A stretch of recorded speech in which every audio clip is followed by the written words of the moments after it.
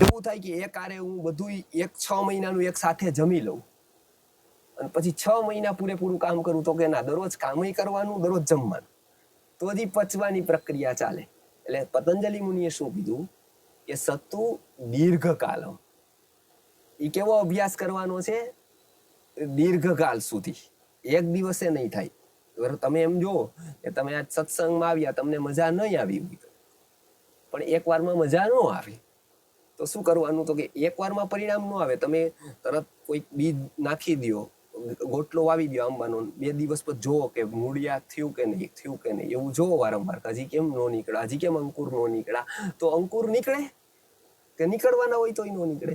તો દીર્ઘકાળ, લાંબા સમય સુધી એક વાત કોઈ પકડવાની, સમજીને પકડવાની, એના ઉપર પૂરો વિચાર કરવાનો કે આ મારી પ્રકૃતિ અનુસાર કામ ખરું, આ બરાબર ખરું, આ યોગ્ય ખરું, તો હું પકડીશ.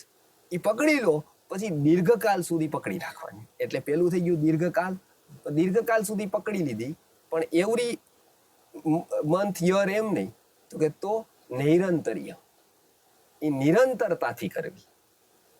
પછી તો કે નિરંતરતાથી કરી તો જપ જેવું થઈ જાય કે હાથમાં માળા આવી જાય, 108, 208, 308 ગણાઈ જાય, ગણવાવાળા પારાય નજીક હોય, એ પણ આપણે ગણી લઈ, બરાબર થઈ ગઈ છે, બરાબર.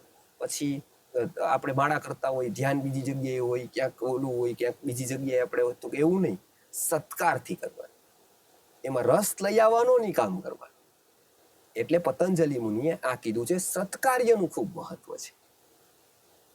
જી પૂર્ણ કરી.